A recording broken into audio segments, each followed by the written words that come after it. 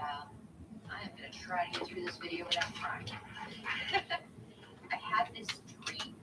I was working at Walmart because, and I love working at Walmart. I really did. It gave me a little bit of social interaction with other people, and I needed that so badly because it can be really, really isolating being stuck at home with no job and no friends because you don't always really get to take friends with you when you leave a strip club. When I was working at Walmart and thinking about divorcing, I'm thinking about it a lot, thinking really hard on it because my therapist was not helping. And so it's like, well, I got to piece this together myself. I don't have anyone I rely on too much for information on that. So thinking about divorce all the time. And I had this dream. Now, to give you a little context, I have a recurring dream that I keep having like all the time. It's about this mansion. I dream about this really crazy house, and it keeps on growing. Like you go into a room, but then there's always another room. So it's just got all these rooms in it. It keeps just going and going and going. It's ever expanding.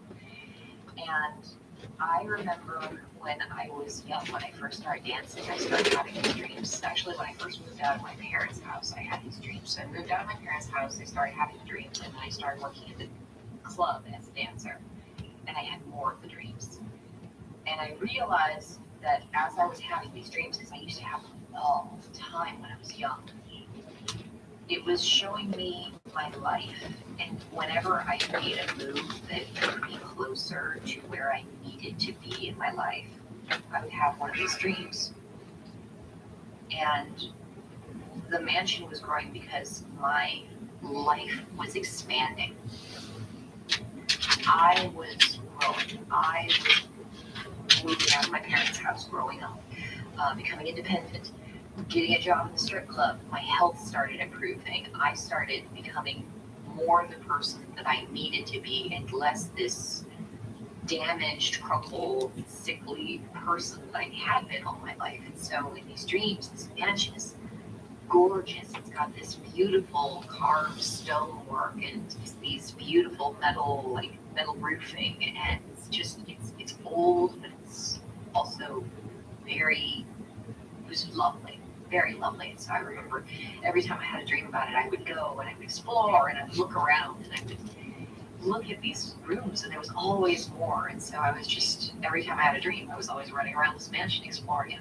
And then I got married, had a bunch of dreams when I met my husband about the mansion. I think I had a few when I had kids, and then life got busy, and I had more and more and more and more kids, and the dreams stopped. And I think in some ways the dreams stopped right about the time that my husband started getting a brain tumor. So for all I know, I should have run away and left him then, but I doubt that's the case. I had a dream about the mansion while I was working at Walmart, and it was so strange and so profound that I wrote it down because I did not ever want to forget it. And so I've got it written here. I said, I dreamed about the mansion again. My husband and I were living in this cramped little mobile home on the property that his mother had furnished for us. So we're not living in a mansion now. We're living in this little cramped place that's not big enough. And the kids were teenagers. I was trying to rearrange the furniture in the trailer to make room for my coworkers from Walmart so they could have an office. I went back to the mansion and noticed that the roof was decayed and falling in. I went into the mansion and found two women. I was alarmed that the mansion was falling apart, and I asked the women what I could do to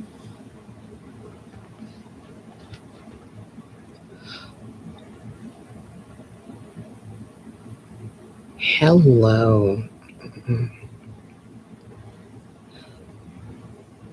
Hello, this is Chanella. Now, regarding your question, you mainly want to make sure that Mecca is being faithful, and you want to know if he's thinking about your relationship and you in particular. Going by your cards, the Hermit in the primary position and reversed is currently just showing where you are right now, where it is showing that you kind of wish that he wasn't going on this trip and that he could spend more time with you, but you are being understanding, at least in knowing that this is just something that he needs to do. Now, Knight of Cups in the secondary position does show that he's being faithful to you and that he is definitely thinking about the two of you. I'm getting the implication that he actually misses you about as much as you miss him. It's just that he's more stoic about it. Now, as far as the future, Five of Swords does caution that something will come up that you should be worried about, but is mainly warning that you should make sure that you're not putting any pressure on him or accusing him of anything. So it's basically just warning you to keep a calm temperament and to not let your pining for him or the distance cause you to do or behave in any kind of way that would create more of a rift between the two of you. Now, if you want to know more about the future between the two of you, as well as any other issues that may come up, you can give me a call or send me a message. Of course, you're here. And of course, no audio plays. Oh my fucking god.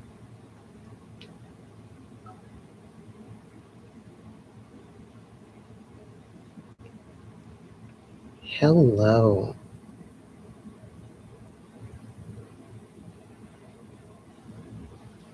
Yes, hi.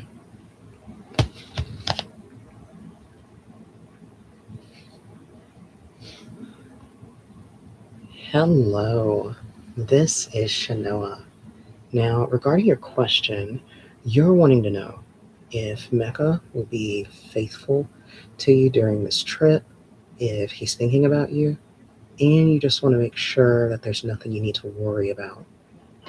Now, going by your cards, the Hermit in the primary position in reverse is simply showing where you are right now, that you are pining for him and that you clearly didn't really want him to go on the trip, but you understand that it's something that he needs to do. Now, Knight of Cups in the secondary position is showing that he is definitely thinking about the two of you and your relationship. So I don't think you need to worry there. Now, Five of Swords in the final position is offering a warning. So it is something that you should kind of pay attention to, but is mainly warning that you should make sure that you aren't putting any undue pressure on him or accusing him of anything. So it's mainly sending the message that even though you are definitely missing each other, especially on your end, you shouldn't let that cause you to do or say anything that would create a rift between the two of you. Now, if you want to know more about what the future holds between the two of you, as well as any other issues that may come up, you can give me a call or send me a message.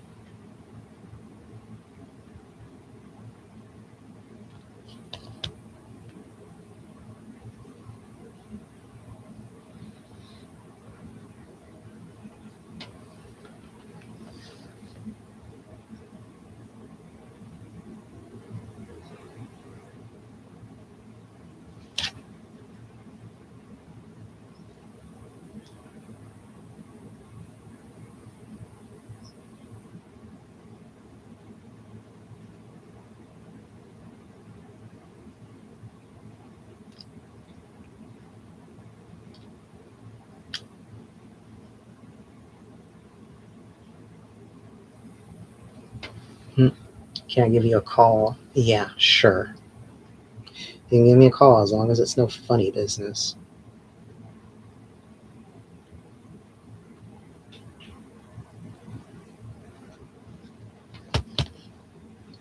As long as it's no funny business, I guess.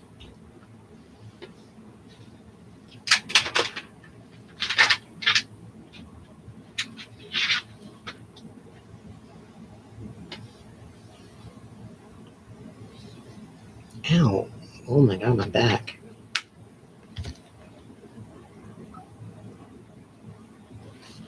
What's funny business?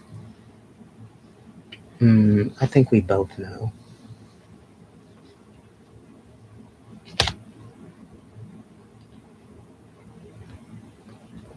But yeah, I think you're just playing with me, so I'm gonna keep doing my memos to people.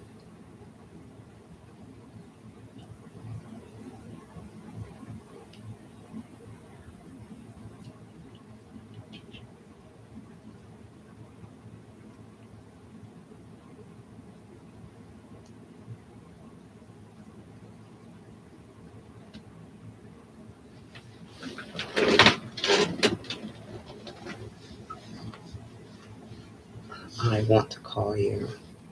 Then call me. I'm right here.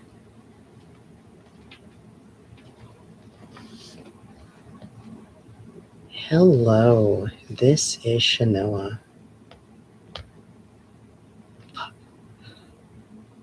Hello, this is Shanoa.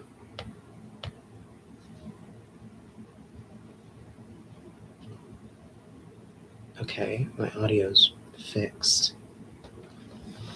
Hey, if you're gonna call, then call.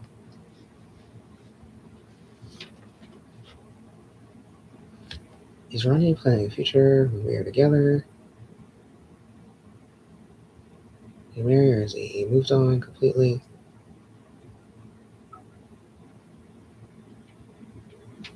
Okay, see, you're doing that again. No. You'd have to do a private, otherwise, don't ask me, because I'm not logging off.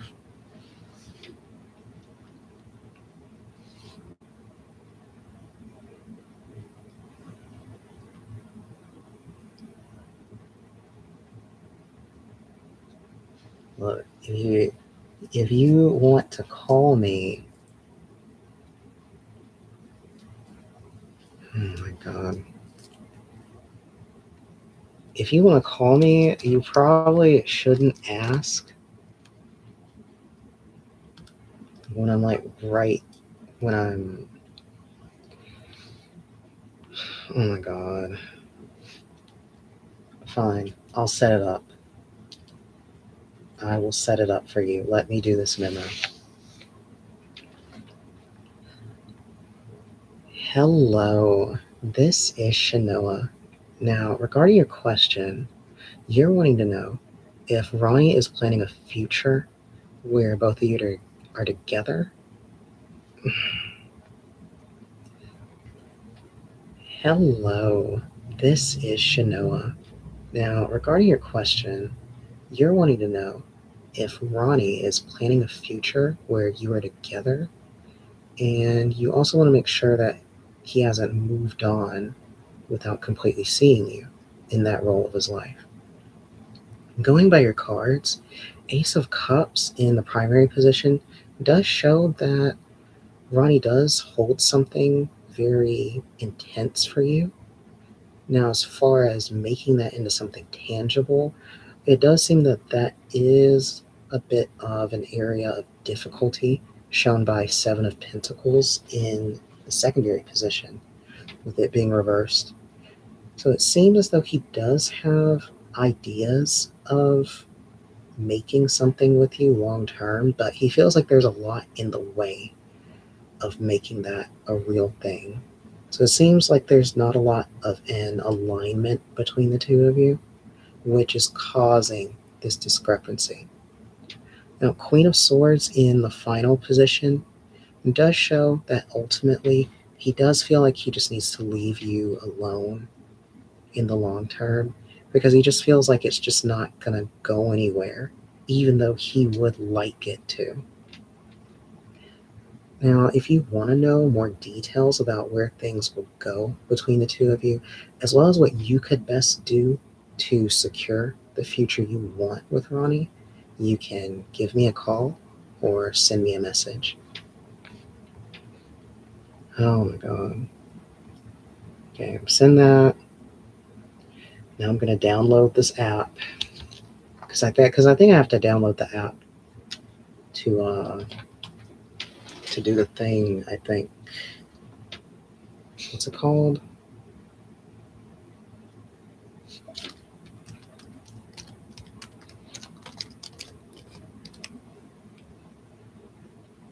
You're like because you're literally the only person who's wanted this. Wow, someone sent me a message. I wonder if it was you. No, it was somebody else. Okay, what am I doing? Okay, the app. Scan the code.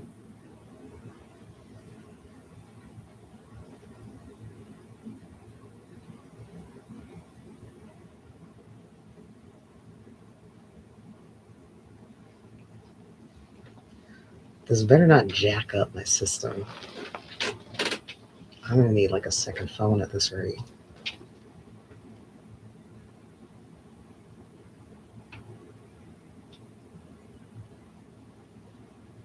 Ooh, this looks kind of cool.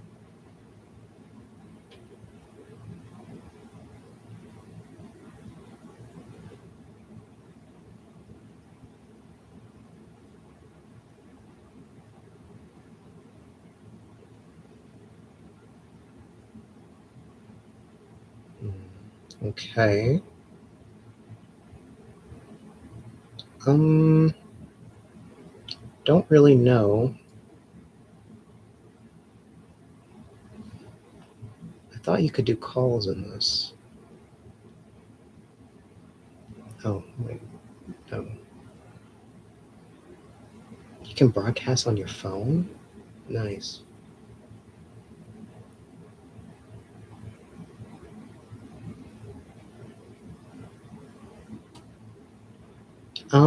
I mean, is it still not letting you call me? I feel like I could do it on the phone.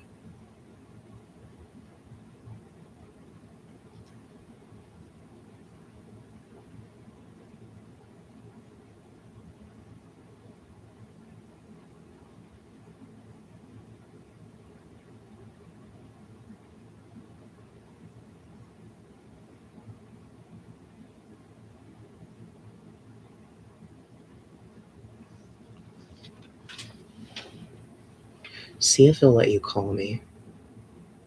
Or do I have to like actually be logged on?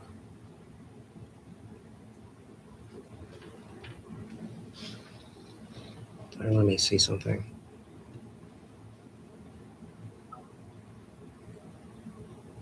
Okay, so I have to be okay. I'm gonna try this. Don't ding dong ditch me.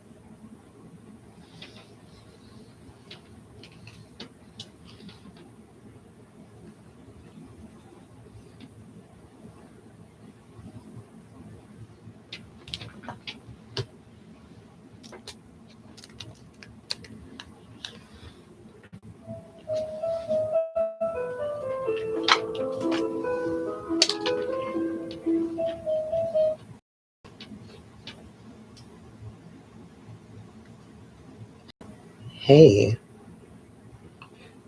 I'm good. What's going on?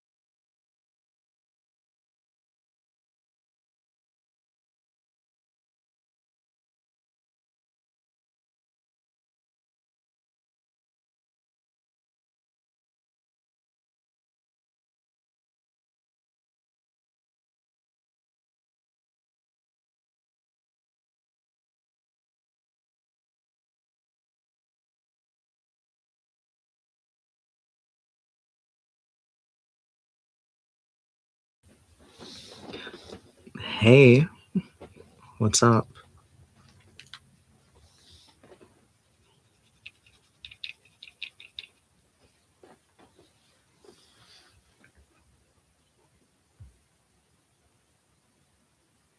Virginia's being betrayed, Ethan. What exactly is your plan? I need you to trust me. One last time.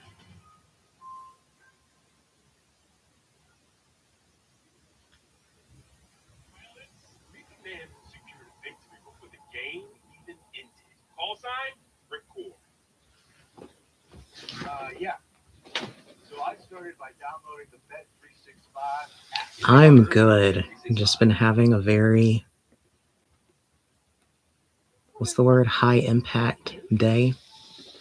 Been all over the place. That's why I'm not even changed.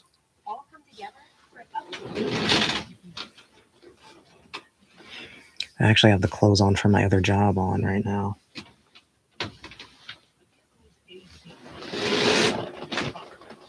Single stage air vacuum pump. Connect the air vacuum pump to the gauge. 1, 2, 3, 4, 5, 6, 7, 8, 9, 10, 11, 12, 13, 14, 15, 16, 17, 18, 19, 20, 22, 23, 24, 25, 26, 27, 28, 29, 30, 31, 32, 33, 35, 36, 37, 38, 39, 40, 41, 42, 43, 44, 45, 46, 47, 48, 49, 50, 51, 52, 53, 54, 55, 56, 57, 58, 59, 60, 61, 62, 63, 64, 65, 66, 67, 68, 69, 71, 72, 73, 74, 75. Okay. We're all set. Hasn't said anything yet? Well, from what I'm feeling in the air today, I think that will be remedied very soon. God, I feel like there's been activity since the moment I woke up.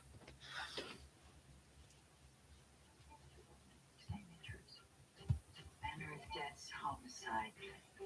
We're looking for a serial killer. I need someone I can trust.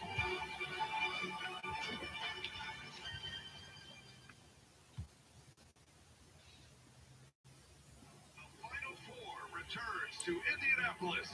Electricity's in the air. Can you believe this? The road to the Final Four ends here. Moments they talk about for a lifetime. The national championship.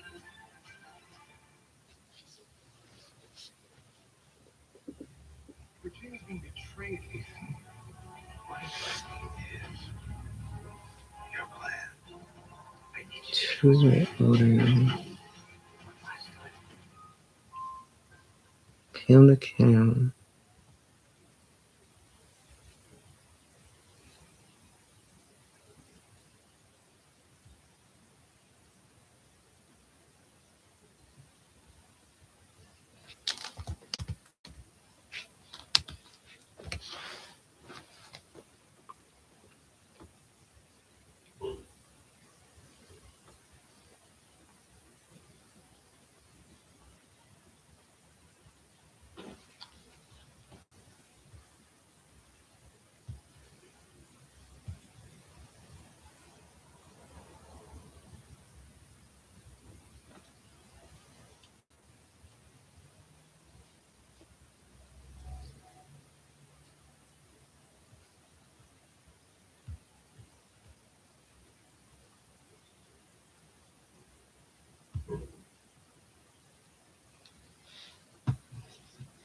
Hmm.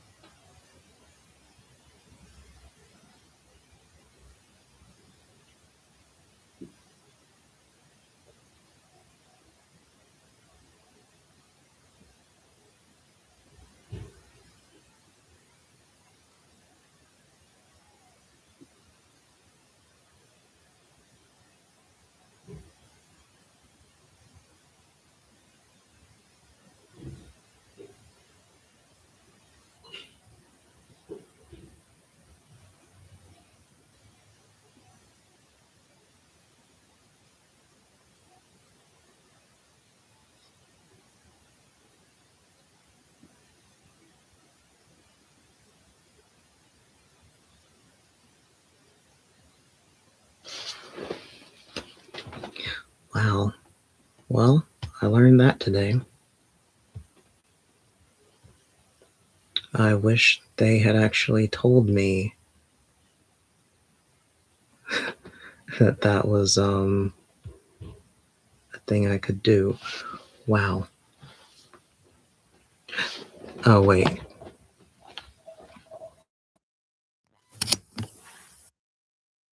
Okay.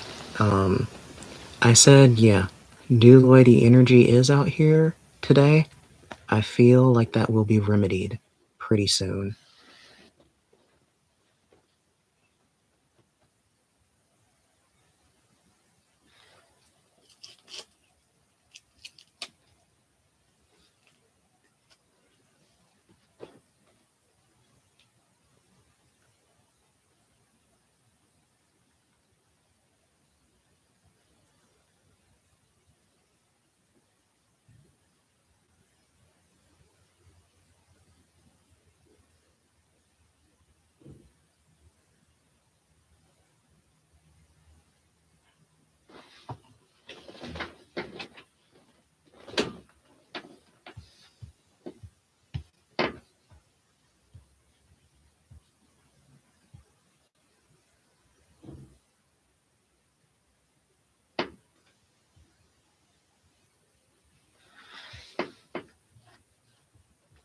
You need chicken wings.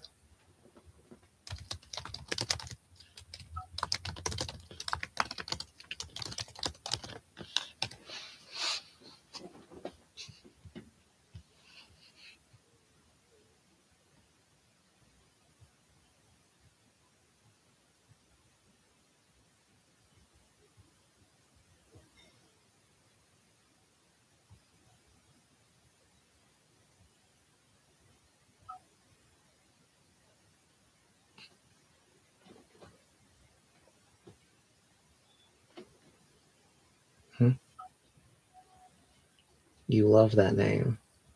Reminds you of a queen in Nigeria. Oh my god.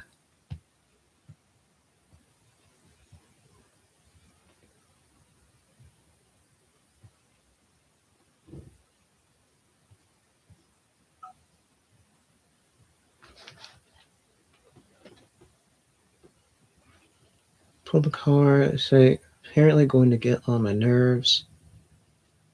Not taking no for an answer. My name is just Deborah, not as cool as yours. You know, that's very odd because I had a feeling that was actually, I think I brought that up where I was like, are you like an alt of this one person I know? I was going to ask if you were relatives.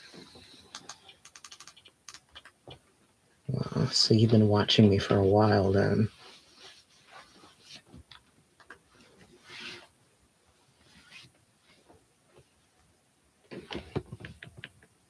Okay, I think my income is about to go crazy.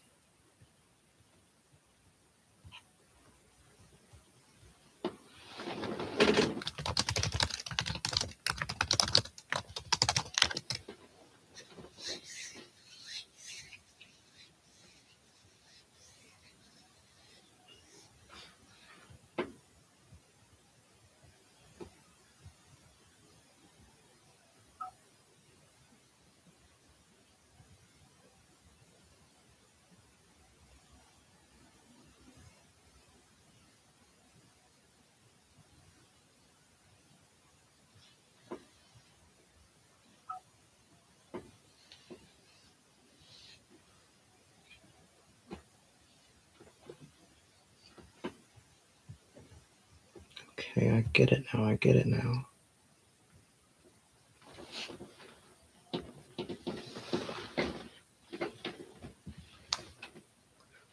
I am relatives of Prince Charles' eighth cousin. I'm not a twinkle in his life.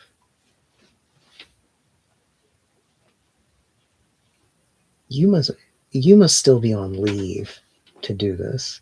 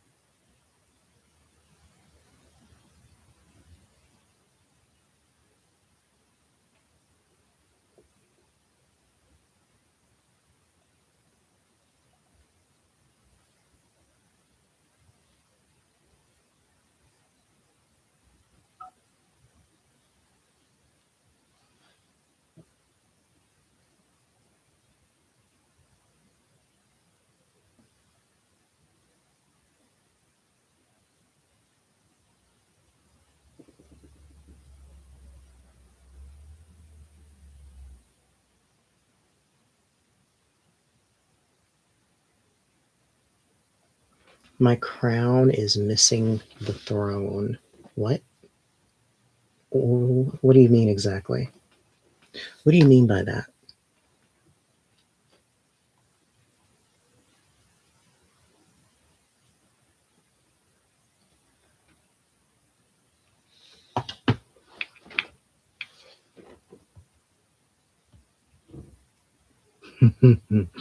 What do you mean by that? Gotta go make dinner for my cat.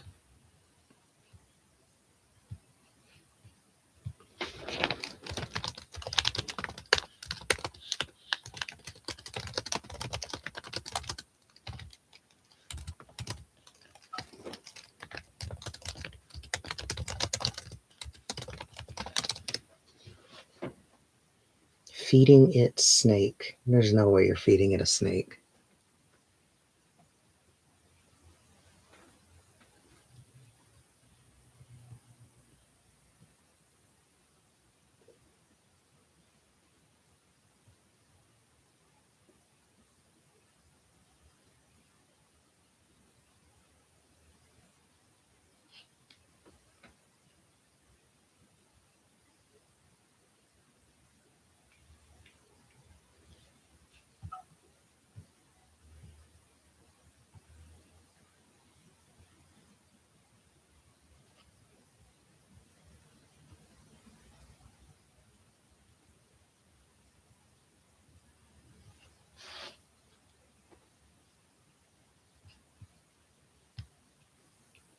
Is his energy doing okay? A garden snake?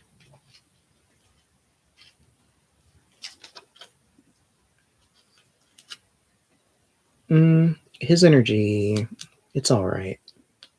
He's just working, as you can see in the image.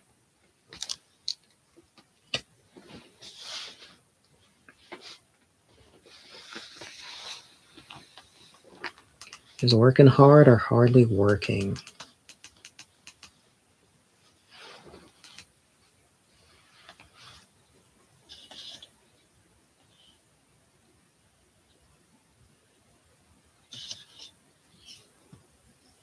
That's all he does.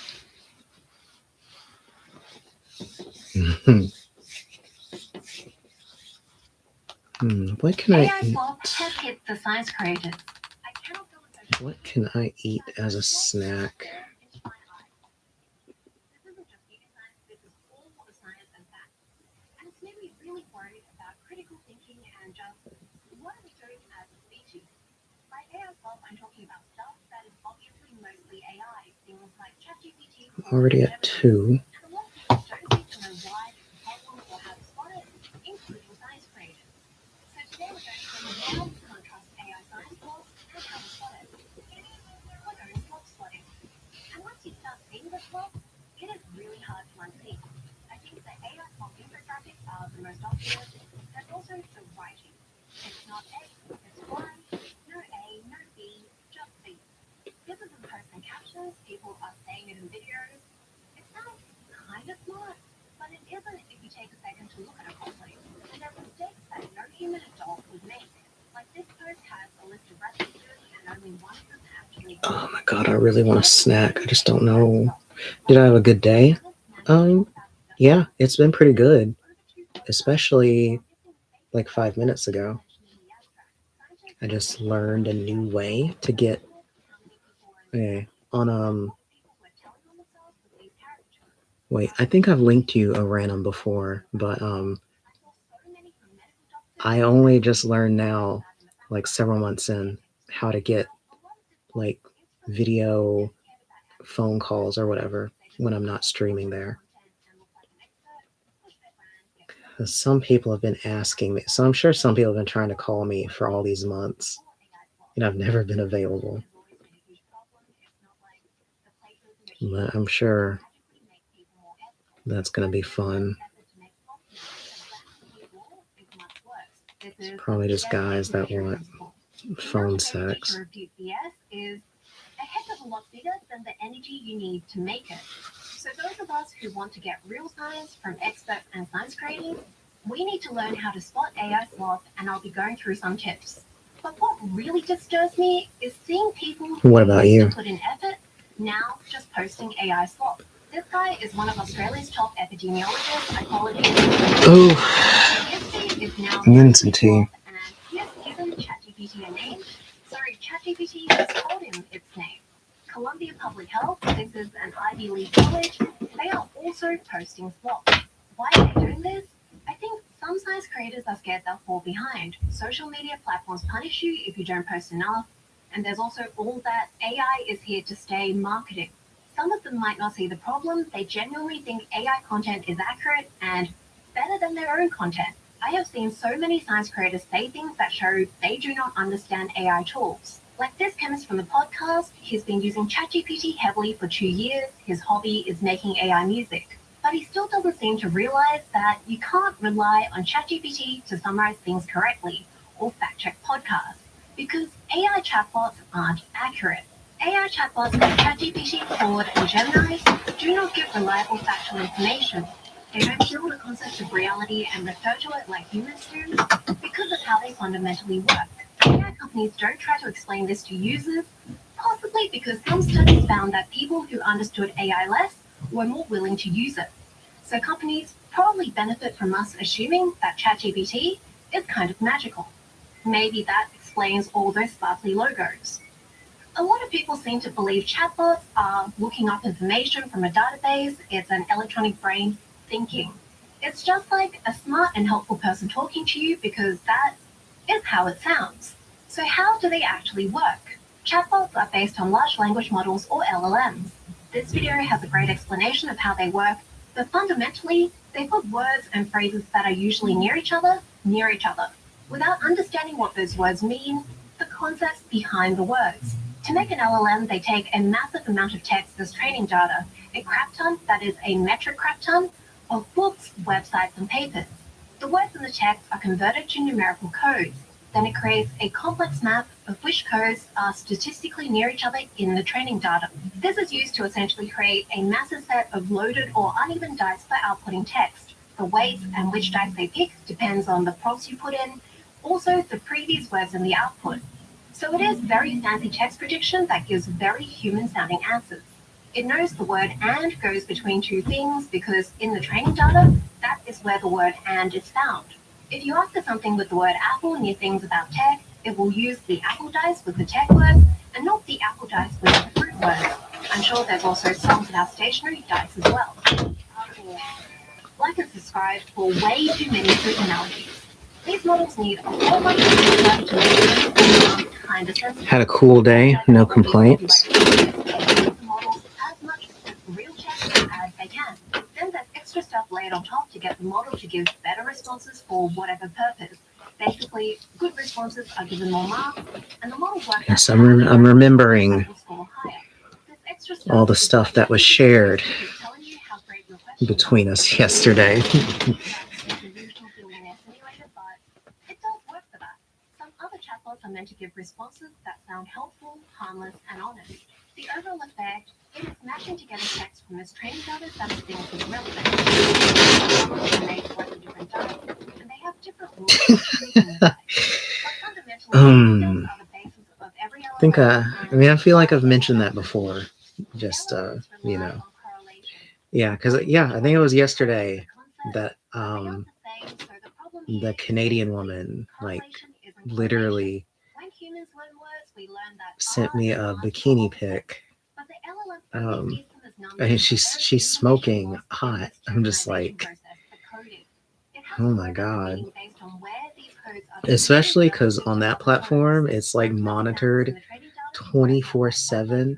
Like all the chats are monitored by like these. My handlers are Asian for that platform. Like they're Singaporean or something. If you say someone's favorite color is yellow and ask what's their job, so yeah, like I feel like there's like a 1 million. I mean, I'm pretty sure that they're like watching her send me these thirst traps. So it's like I can't say anything crazy. Can mash passages of logic together. But it is pretty trash at applying some pretty basic concepts. Part of me is like, God, I hope they don't ban her. But they can't necessarily count letters and words, because you can sometimes get a decent maths proof by mashing. I know that makes you happy. What? But you can't blame answers from Oh God. another thing.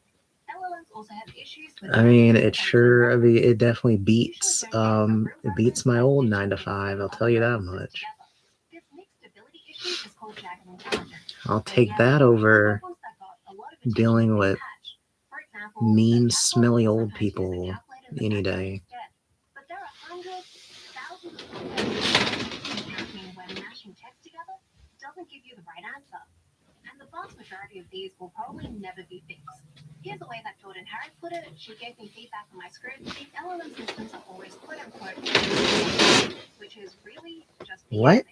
making stuff up with no regard. What did this person just send? Aren't just outlier edge cases. What am I reading? Why does Jeter28 masturbate, flick the bean, moan for a silent catfish? It's not soulmate. What is that sentence? I'm never going back to a 9 to 5. Yeah, that shit sucked dick. I can't believe they gaslit people on that shit either. That was really stupid. Which is not the same as true, but even if it was, the answers will still depend on the Wasted like how much of our lives telling us that that was the way. So they're going to repeat common myths and biases, and they can make up reasons to back up Just to what? They didn't use logic to get to. They can give pretty Get a few years of trauma, somehow end up in a deeper hole than if you'd stayed at the house. Health problems. I don't know, just lots of weird stuff. But it points towards the black man over the white woman, even when you swap the person who is fidgeting with their pocket and the person asking about prices. That's because it's been fed practically all of the Retail so strenuous on mental health? Yes. Especially since they were considered frontline for the pandemic, aka human sacrifices. These are myths that are common online. This was in a peer-reviewed journal for Australian doctors. More than half of these points are not real. I mean, geez, I had to work with people who died during the pandemic, which is definitely how I knew that it was time to probably go. And I was a manager. I just did not agree with being in that kind of system. There are LLMs with deep research features. These tend to weigh higher quality sources more heavily, and I just couldn't see myself being there but they only have access to sources that skew towards for the rest of my life. Some chatbots are designed to rely more on I mean, even though the money treated me okay, it wasn't, we're gonna make it out of the ghetto or whatever kind of money. It was enough to hold down a studio apartment and nothing more. A studio apartment with no cable or internet. And I was never home because I was working all the time. I've talked about so many incorrect papers before, and even papers in high quality journals from respected researchers can have stuff. But yeah, the manager spots. Like fluff. It's just not something that gets checked a whole bunch of God. or peer reviewers. I never want to be a manager again, and I don't want a manager again. Estimated to be something like 25%, which is 1 in 4. That is really, really high. And an extra layer on this BS lasagna, peer review. Basically, the manager position is you basically are just getting privileges to throw rank around. That's really about it. So a lot of managers just become power trippers, or they make their own literal gangs at work and just do weird stuff. In exchange if something bad happens, they'll finger wag you. Kind of like with LLMs, our brains evolved to take particular shortcuts. Quick, good enough thinking. I'll think about it when I work in the nerd industry. I have such horrible work trauma. There is a ton of research on our mental shortcuts, our heuristics, and our cognitive bias. Yeah, And a lot of the features of AI tech will trigger these shortcuts, and that means my trauma has made me unhireable. into things that are deeply baked in our brains. First, there's authority bias. AI outputs sound really confident, and we tend to Actually, I was thinking about that. I need to screenshot does not mean actually right. um, And this affects a lot of us my if you don't know a lot of my independent work to make my own type of resume. Because obviously traditional resumes don't work anymore. So I'm basically making a new type of resume where instead of references and all that other gibberish, I'm just collecting like bank statements, payment statements, commission statements to like show how much money I bring people. Because that's all they really care about at the end of the day. So I feel like you could do that too. I feel like if you just created like a portfolio that's just full of like hard facts about how much money you're bringing in and blah, blah, blah, I honestly feel like that would like do really well for higher end jobs. Because I've never done that. But yeah, I'm starting to do that. Just got to let them know.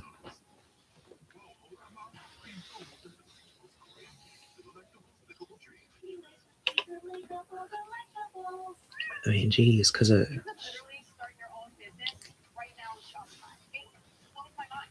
With Shopify, it's easier than ever to do it in a professional way. Where it actually looks legit. It's incredible. I have horrible friendship trauma. I don't think we ever went over friendship trauma.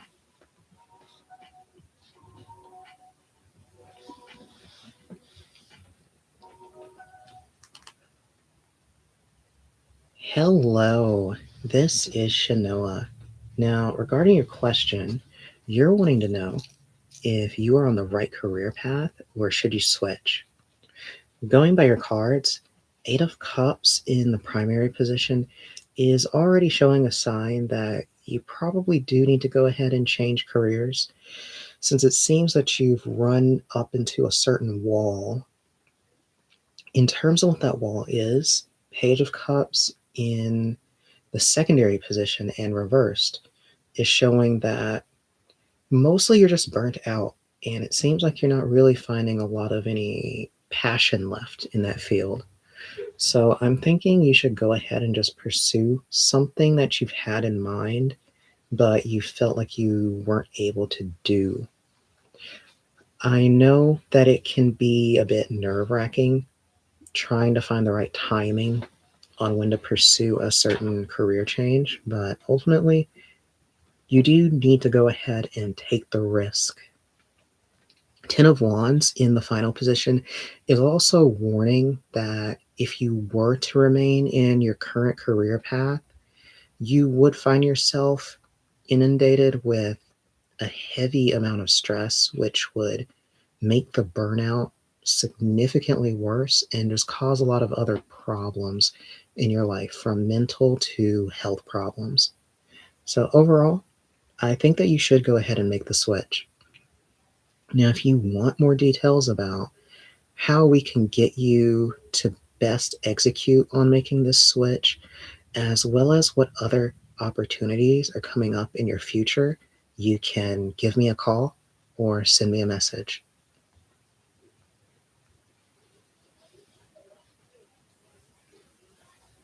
These people, they're so loud.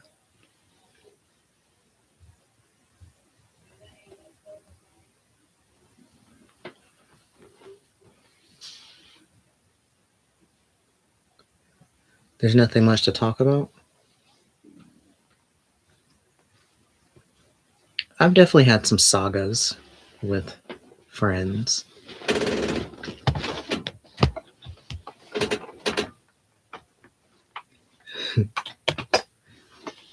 But I guess that's neither here nor there for me anymore, considering so many of them literally aren't alive anymore.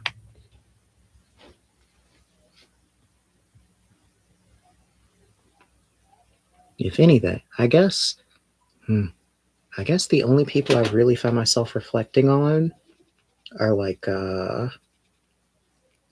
people in the fighting game space when I used to go to tournaments, and lovers that I've had. Everyone else is kind of like a non thing. What happened? Just life. Just you know how life is.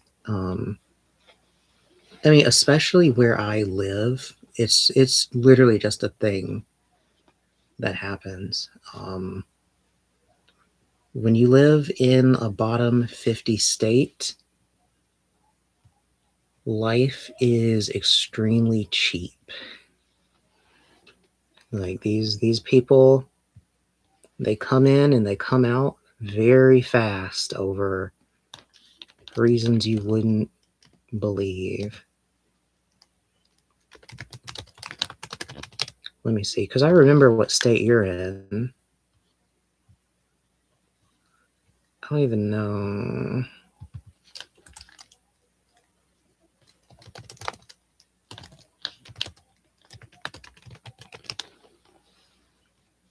So let me see.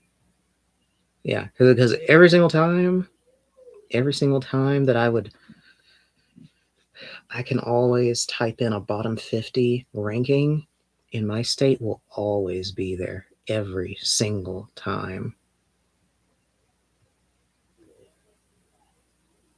In fact, my place is called generally the poorest state. It's always either a tie between here or Mississippi.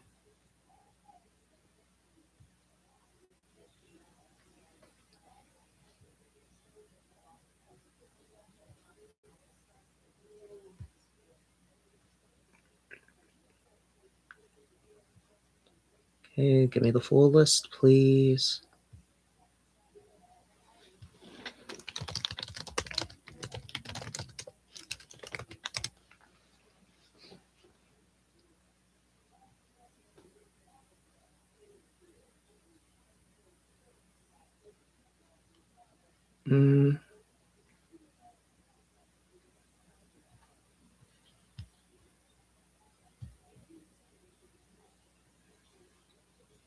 Can I see how Luther is doing? Can I? Can I? Can I?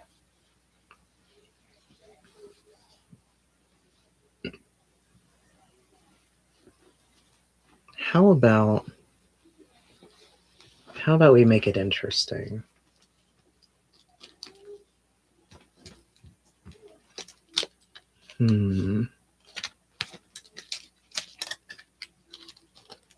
How about we make it interesting?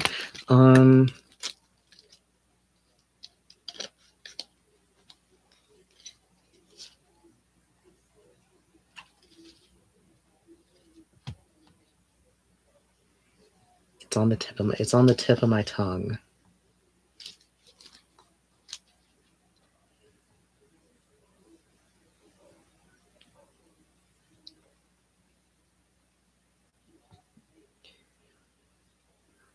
For $1, I can actually just tell you what he's thinking about if you want to know a certain thing, or if you just want to see what's in his head right now. Like a direct transcription. I think they call this remote viewing, kinda.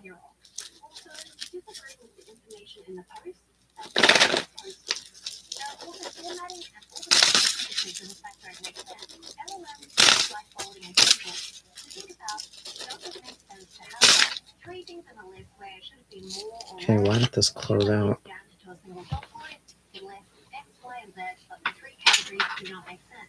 It's not X, it's Y, but it makes no sense to talk about it like that. Choppy 2 or 3 word sentences for dramatic effect, but if it's just too dramatic all the time for that context. Also, stray text can I will be working. LLM outputs. Another massive red flag is a history of not caring about accuracy. If they posted a lot of obvious AI stuff in the past, it is possible they learned from their mistakes. Can I do both? What that would be, I mean, that would be both. If you're getting a direct transmission on his thoughts or whatever, I mean, that'd basically tell you what he's doing.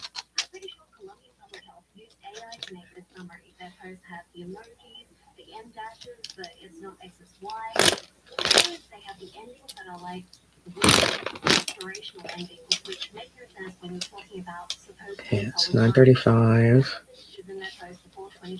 I still have at least 40, 111, 150. So I still have 50. I still have 50 minutes.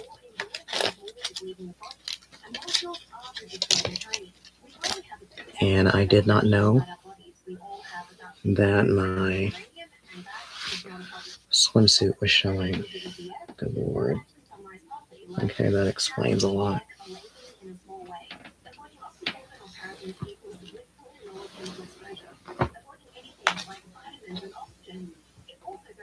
Lower chemical exposure because everything is a chemical. Chemical doesn't mean bad.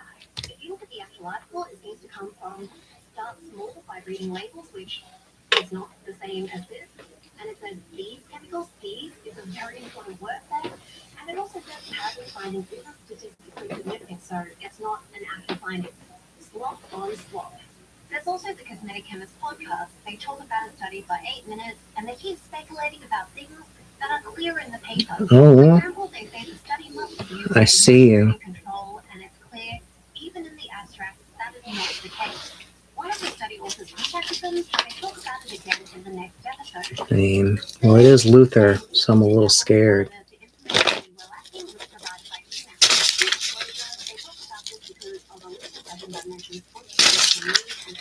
I'm a little scared.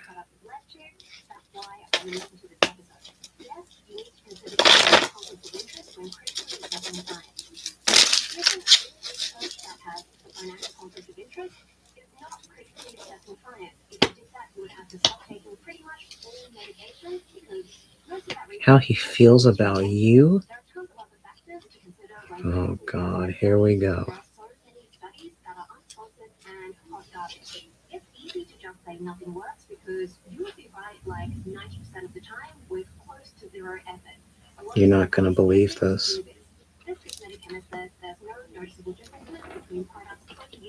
Queen of Pentacles?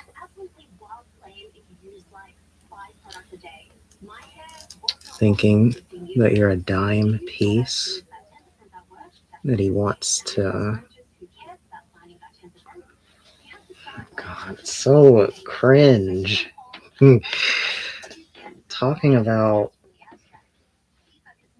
how he wants to like show you around or whatever, and like, I don't know, take you, like, you know how it is when they like take you places because they're like low-key trying to flex and everything.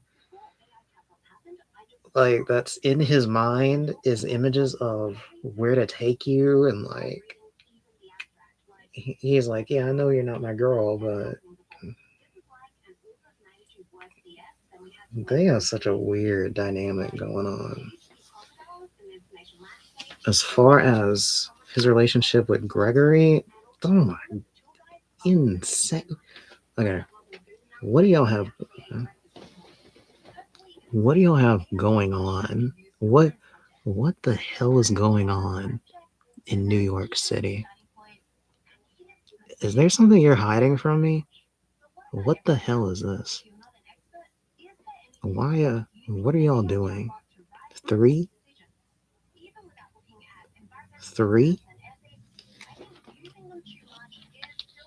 I don't even want to talk about it.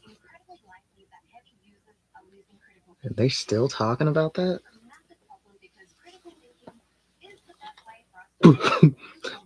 Overall energy? Oh my god. Okay. Well, we don't even need to explain this because this is literally Luther personified. I'm the man. I got it like that. What are you talking about? Wow, that was a horrible reaction. You see what I'm talking about? I knew I would see something crazy looking into. I don't like connecting my mental to guys because that's exactly what happens. Do you not like his energy? I feel like I get devoured just from touching his aura. Gotta leave it alone. Gotta leave that alone.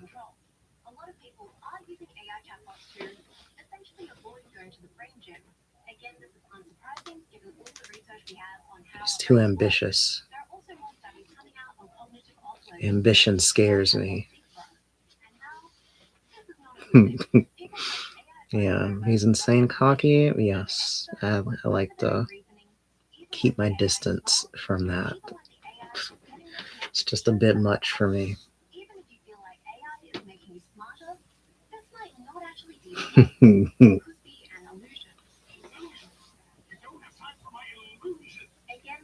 God.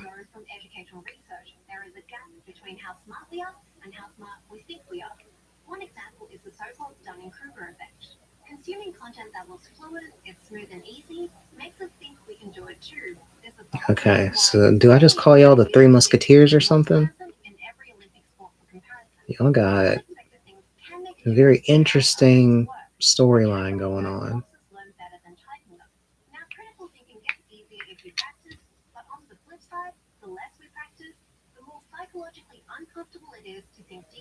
Is Greg aware Luther trying to show me off?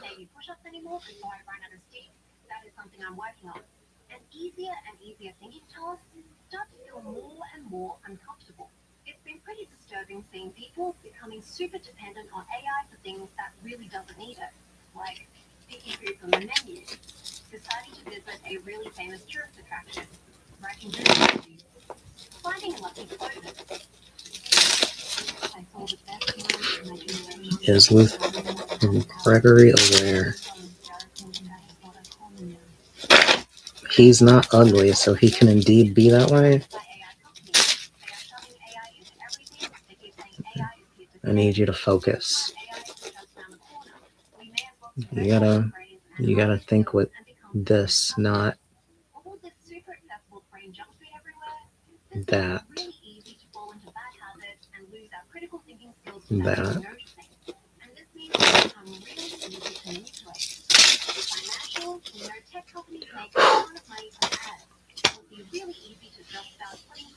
Gregory.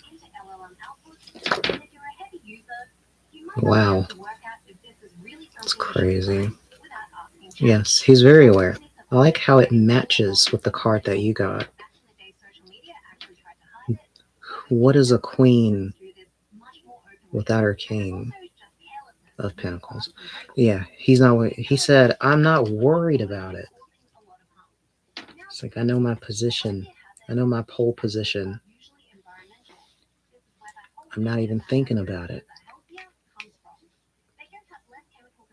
He said, I see no problems.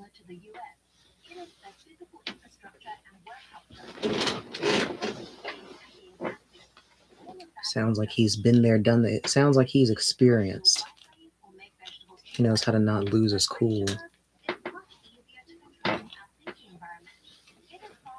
Act like you've been there. Don't fight. You don't have to fight every guy that says your girlfriend is hot.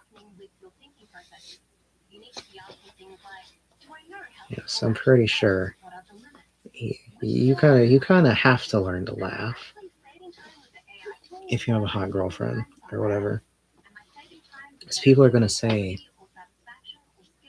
some outrageous stuff.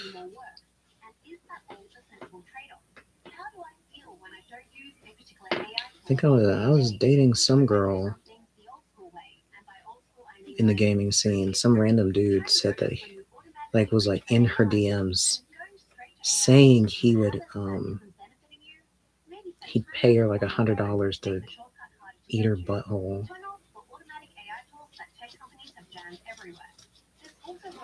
Man, she's bringing that to me, and I guess she thought I would be mad, but I just laughed. I was like, I mean, you're gonna get the money?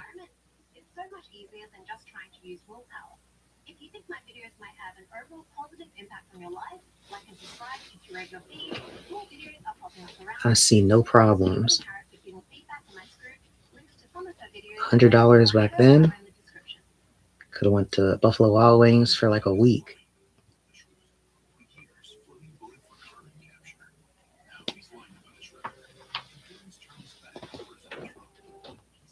God, I miss going out to eat with a lover.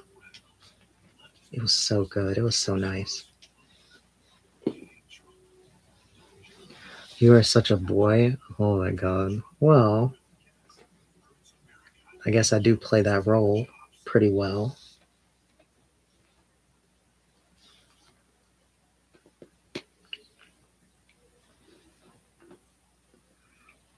They do say I have a lesbian haircut.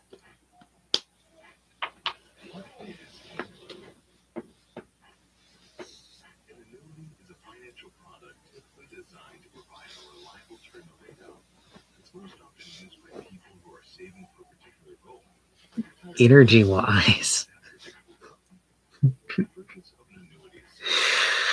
Oh God.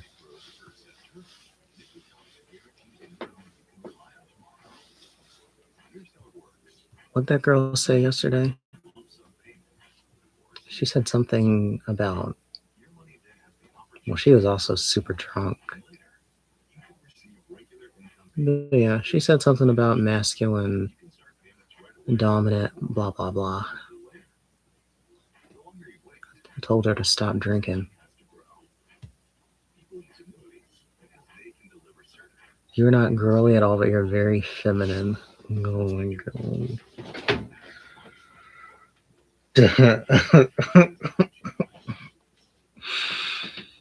Oh my God. It's like the most anime description I've ever heard. It's insane. Someone gets it. I feel exposed.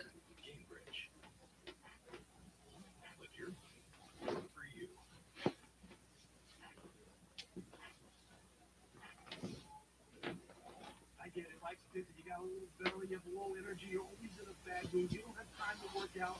Stop with the excuses. Let's fix it. Let's reset your brain, your gut, and your body. Energy, your outlook, and even your serotonin levels. This is Flip 7, the fastest growing, best tasting, milk flow, natural meal replacement super shake out there. Let me ask Grok if I should work tomorrow or not. Because my plan is to work like usual tomorrow, but I need to make sure. Hey Grok.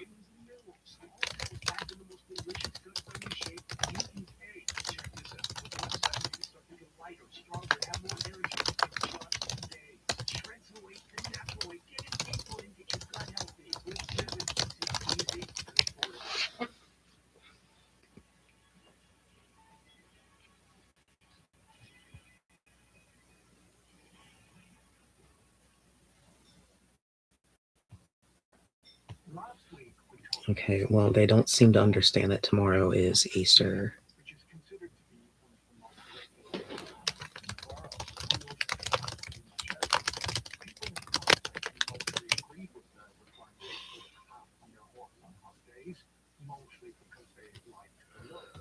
Many of the other regulations that built up in Argentina for decades of populist rule only serve to slow unintended costs on society. Argentina should produce Okay, so it's saying I could do stuff tomorrow. Yeah, I was just making sure. Because I was asked if I would partake in family activities, but my default response was, I gotta work. And actually, when I think about it, there's like a 99% chance I'm gonna wake up to a lot of messages anyway. So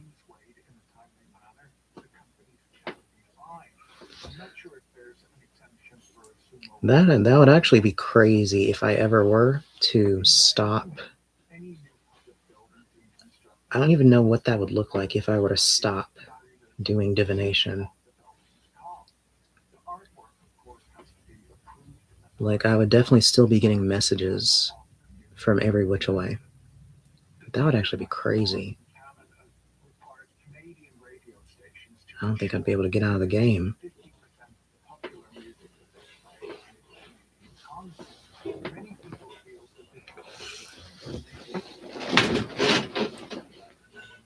From Spirit. Damn, I wasn't even thinking about that component, but I was mainly just thinking about all the people that have ways to contact me.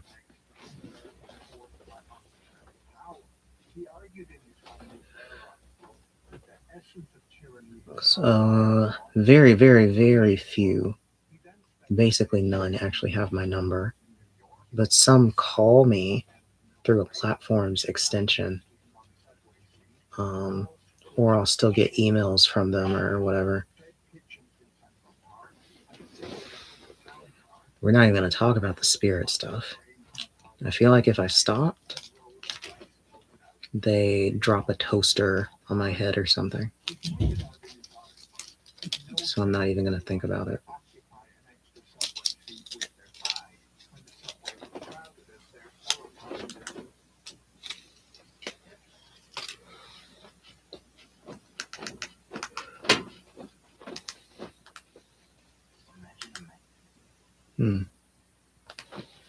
Imagine a man carrying a coffin on his back. Inside that coffin isn't just a pair of oversized handguns. It's the physical manifestation of every regret he's ever had. Did you get any more messages when it comes to messages from Gregory? Wow. Just that he's thinking about you. Because I was checking. It was very freaky. But I was checking just what was under the card that I'd already pulled. And what was underneath the whole time was literally your card from before. So like I said, a king and his queen.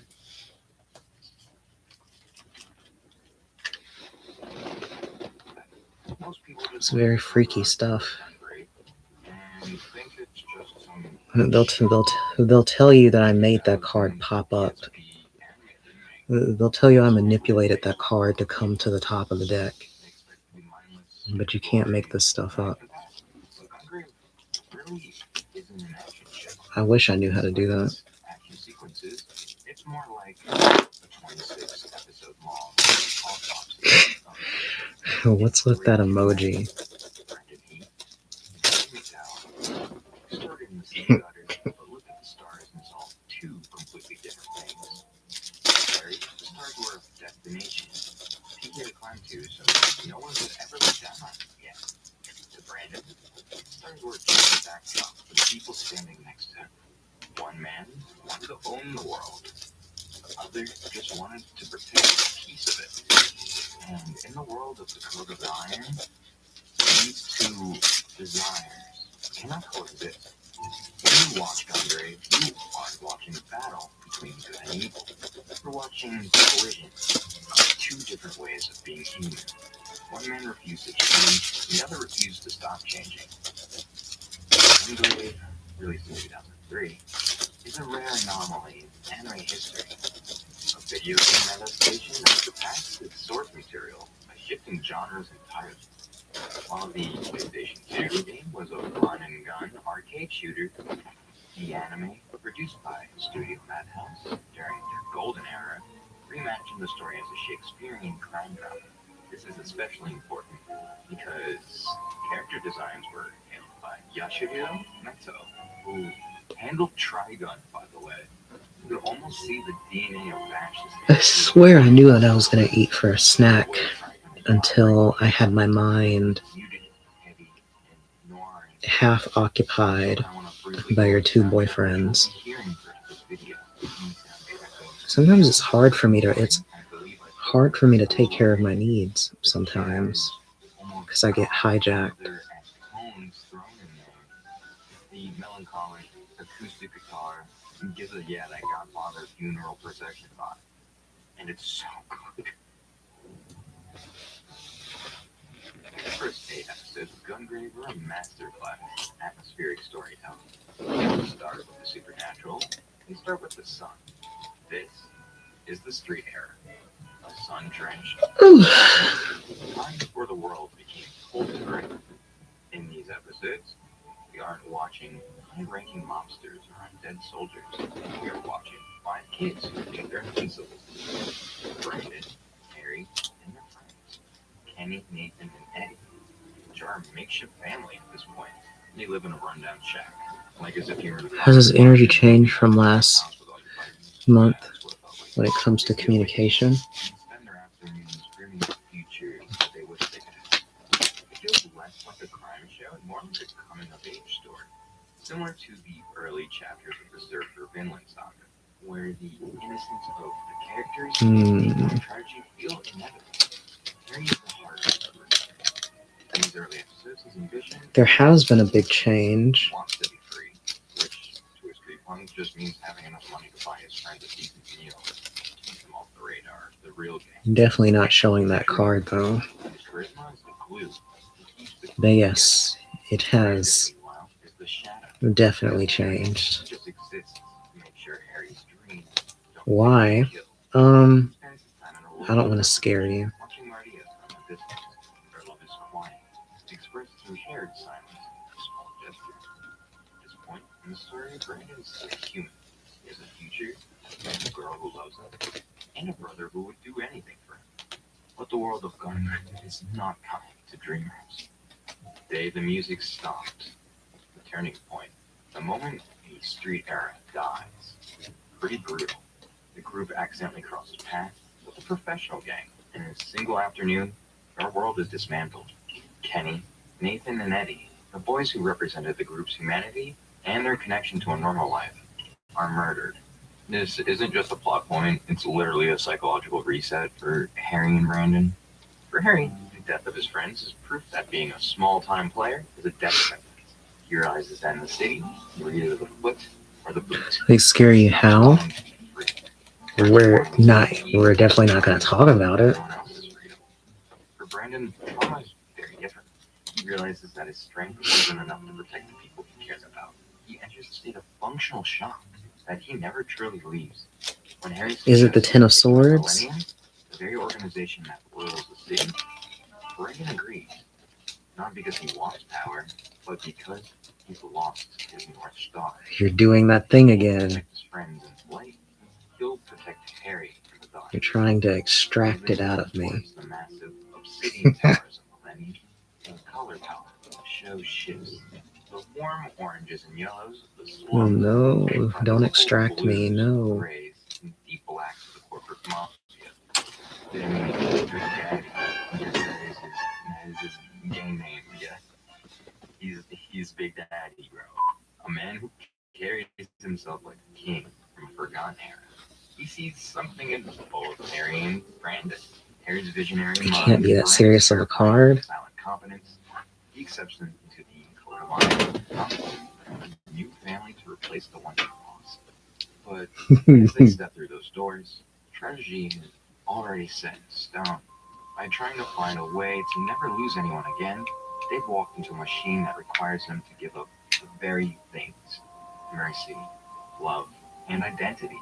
that made their original family worth having. They think they are joining Millennium to survive, but don't actually realize they're signing their own death certificates.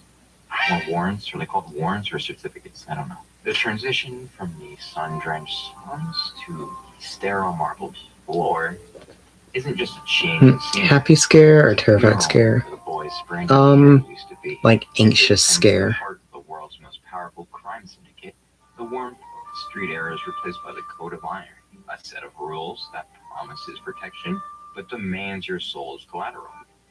In Syndicate, violence is a new kind of silence. His quietness in the slums was born of peace. His silence in Millennium is born of professional necessity. He becomes the sweeper, the organization's elite assassin. He's the man who cleans up the messes that Big Daddy's family can't acknowledge. Brandon doesn't kill out of malice or greed. He kills because Oh, then don't tell me. Yes. That's kind of why I didn't want to tell you. To Brandon, the Code of Iron is a religion. He becomes a ghost, drifting through the ranks, his hands permanently stained. This is where we see the ultimate tragedy of his character. To protect the peace, the people he loves, he has to make himself a person they can no longer recognize. His relationship with Mardia becomes the casualty of this transition. He watches her from the shadows. She's taken in by Big Daddy, living a life of luxury and safety. A life he provided for her, with the blood on his hands. He realizes he can never be with her, not because he doesn't love her, but because he believes a sweeper has no right to a woman's life. He chooses the cold dark of the syndicate over the warmth of home, all to keep that home safe.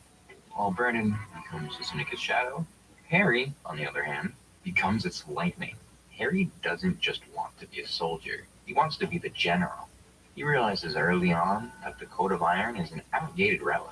To Harry, Big Daddy's honor that keeps the organization from reaching its I don't want to be a yes. potential. That's what I'm trying to prevent. As brilliant as it is terrifying, he isn't just killing rivals, he's building a shadow government within Millennium.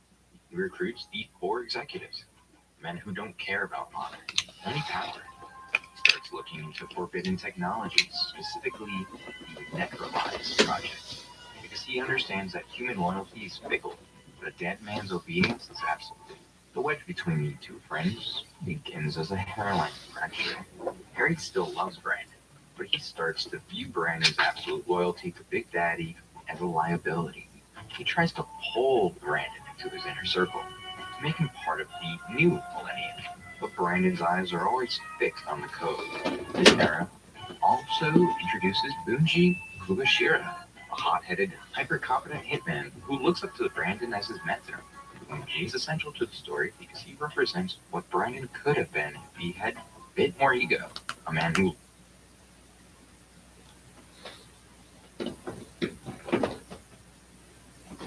Oh no.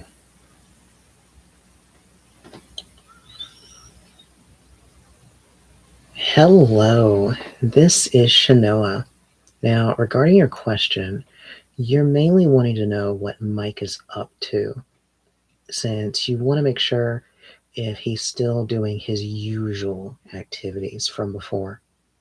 Going by your cards, the chariot in the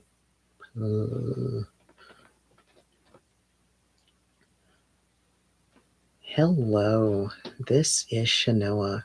Now, regarding your question, you're wanting to know if Mike is still getting up to his old activities and what he's currently doing.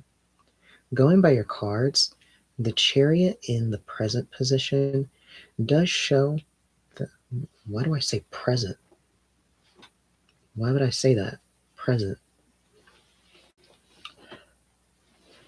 Hello, this is Shanoa. Now, regarding your question, you're mainly wanting to know what Mike is up to these days, and you want to know if he's still getting up to the things that he used to do. Going by your cards, the chariot in the primary position does show that Mike does seem to be getting around like he usually does and talking to various women. However, the sun in the secondary position and reversed does show that his successes have definitely taken a downturn compared to back then. He seems to kind of get the favor of a few women here and there, but it doesn't seem to really go anywhere serious. Now, King of Cups in the final position does seem to show that he does seem to still think about what happened with you and the events that transpired regarding you, him, and his wife. But it seems like he's still a creature of habit, so he still hasn't had a full evolution or change of heart or being from those events. Now, if you want to know more about what the future holds between you and Mike, as well as anything else that may come up between the two of you, such as issues or an interaction, you can give me a call or send me a message.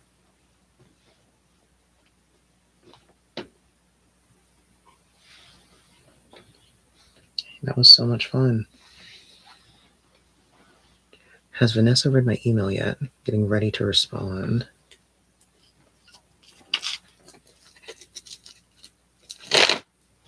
Loves the thrill. Bunji's presence quite literally highlights Brandon's isolation. While Bunji fights for rush and the respect, Brandon just fights. He's just a tool. The relationship is one of the few episodes of the Street era left in the show. A brotherhood born of combat. But even this is tainted. Bunji's loyalty eventually lines with She's still pouring over setting the stage for future. the applications, Have to face the mask. so she's getting to yours. Top of the syndicate, Brandon and Harry are the most powerful men in the city, essentially. But they've never been further apart from one another. They stood on the balcony of Millennium's headquarters, looking down at the city they conquered. Harry sees a kingdom waiting for a king. Brandon sees a peace that must be defended at any cost. The air between them is heavy with the things they aren't saying. Harry knows that to take the final step, I think she's gonna throw you to the wolves. What do you mean? will eventually have to go through the man who's protected him since they were children. And Brandon, deep in his silent heart, You wanna look at it? lightning has been following. I mean, yes, I'll look at your resume. The elevator ride in episode 13 is the most important sequence in the entire series. It is a masterclass, claustrophobic action. In any other anime, this would be a screaming match or high-octane brawl. But here, it's a quiet, devastating conversation between two men who have run out of road. The elevator serves as a metaphor for their entire lives. They started in the basement, the slums. Now they've spent years climbing together. Now they are seconds away from the penthouse, the absolute peak of power. But as the floor numbers tick upward, the air in the car becomes unbreathable. Harry is at the height of his charisma here, but it's more like a desperate charm at this point. He lays it all out for Brandon. He tells him that Big Daddy's old, and his code environment is a cage, and that the city belongs to those with a vision to take it. Harry isn't just asking for a partner, he's begging for validation. He needs the one person he respects to tell him that his ambition is righteous. He offered Brandon everything: a seat at the right hand in the future of the new king, safety for Maria, and a future where they never have to be afraid again. To Harry, this is the ultimate act of love. He's trying to save Brandon from the dying era, but Brandon stays silent. The silence screams. For Brandon, Big Daddy isn't just a boss. He's the man who gave them a soul when they were nothing. To betray Big Daddy is to betray the very reason they joined Millennium in the first place. Brandon realizes in this moment that the lightning he has been following for a decade has turned into a storm. It's going to destroy everything they built. He looks at Harry, not with anger, but with a profound, deep sadness. He realizes the boy from the slums, the one who just wanted to buy his friends a meal, is gone. In his place is a man who will burn the world just to prove he can. When Brandon finally spoke, it was to refuse. He wouldn't join the coup. He won't turn his gun on the man who gave them a home. Harry's reaction is a psychological breakdown, disguised as cold-blooded execution. He pulls his gun and shoots Brandon. He kills Brandon because he can't live in a world where Brandon's looking down on him. He would rather have Brandon be dead and loyal in memory than alive and witness to Harry's moral bankruptcy. As the elevator doors open on the top floor, Harry walks out while Brandon was shot out of I don't know how tall this building was. It was lots of floors, but he was dead on impact when he hit the ground. Harry has achieved his dream. He's the king of Lenny, but the price of the throne was the only person who actually loved him. The show then does something brilliant. It goes completely cold. We skip 13 years into the future. The vibrant, complex world of I feel like Vanessa's going to be like, go and make me proud. by a landscape of Yeah, grace, seems to be a lot of that Harry is now bloody in these industries, actually. Harry ever wanted. They really like to do that. Surrounded by necrolizers, undead soldiers who can't talk back, can't judge him, and can't offer him a single shred of the brotherhood he lost in that elevator. He's built a city that is technically perfect and spiritually dead. And then a rumor starts to spread. A silent giant has appeared, carrying a heavy metal coffin and two pistols that sound like thunder. The sweeper has returned. But he isn't human anymore. He's beyond the grave. And he's coming to finish the conversation that started in that elevator 13 years ago. The jump forward 13 years feels not very warm it feels like a cold blizzard hitting you in the face. The necrolizers are his new family. They don't have codes and don't have hearts. The only thing they have are appetites, apparently.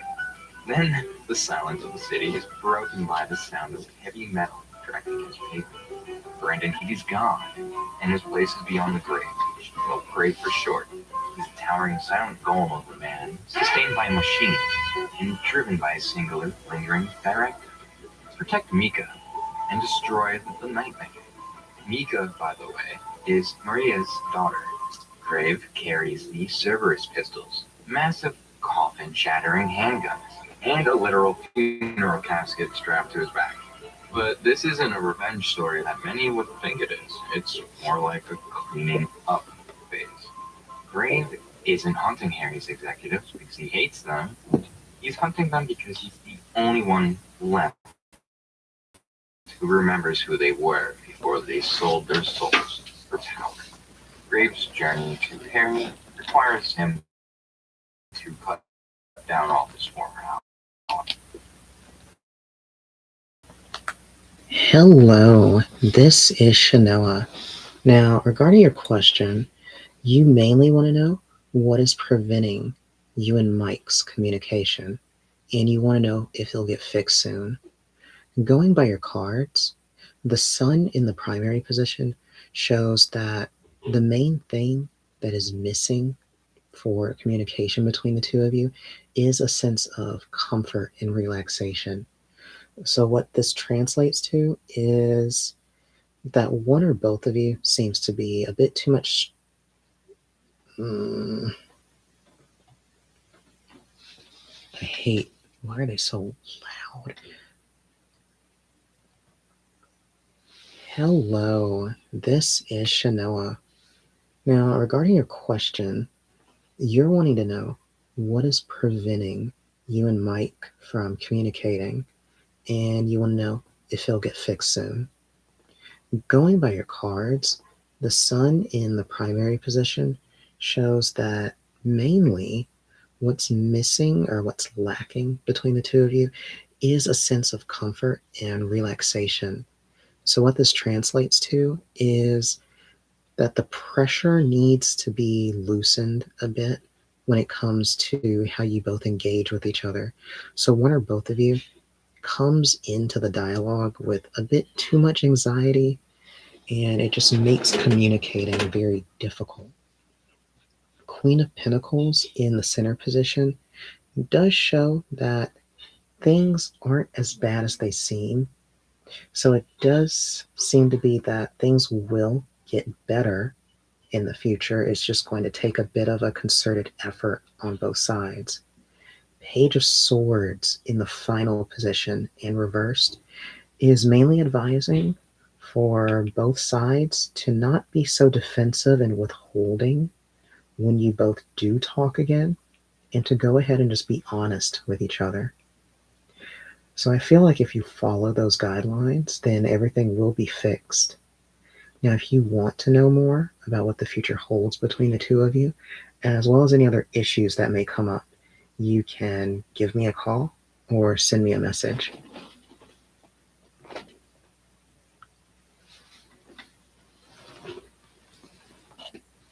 Yes, I got it. I'm checking it now. Huh?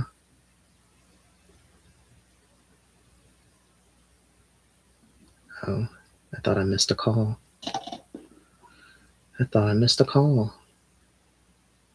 was about to be like, what?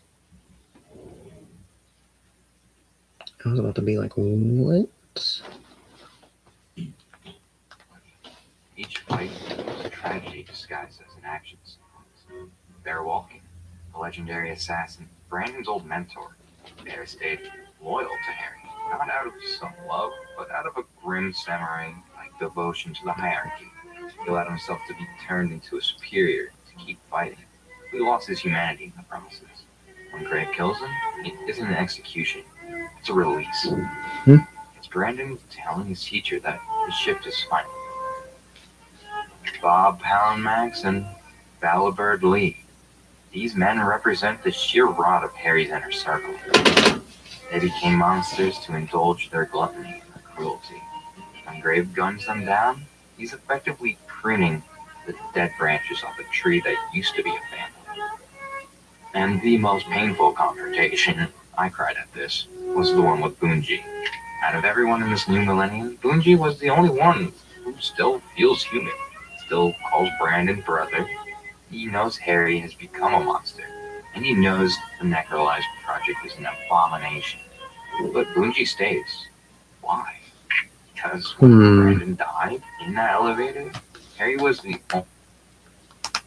It won't even let me open it. Well, I guess it's because, I don't know. I guess I just can't open a DocX on Android.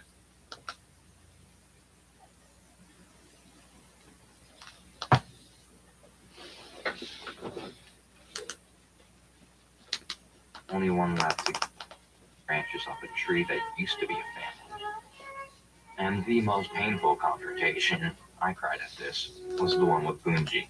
Can I send it to my email?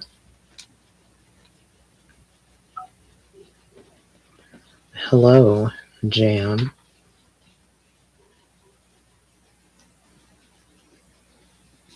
I can send it to my email, actually. It just might take me a minute.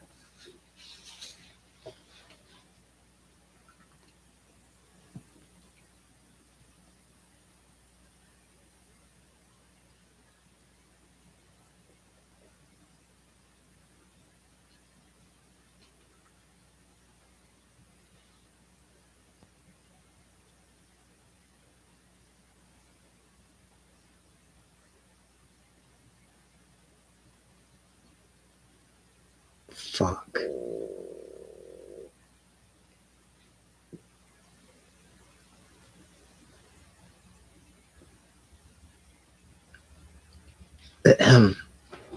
All of my applications just went haywire. I do need to upload some stuff. Oh my god.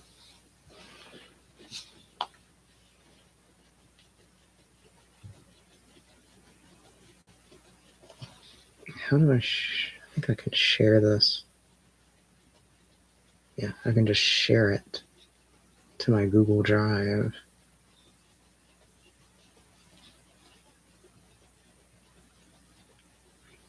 I don't even know what they're even banging around in the kitchen when every single dish was clean today.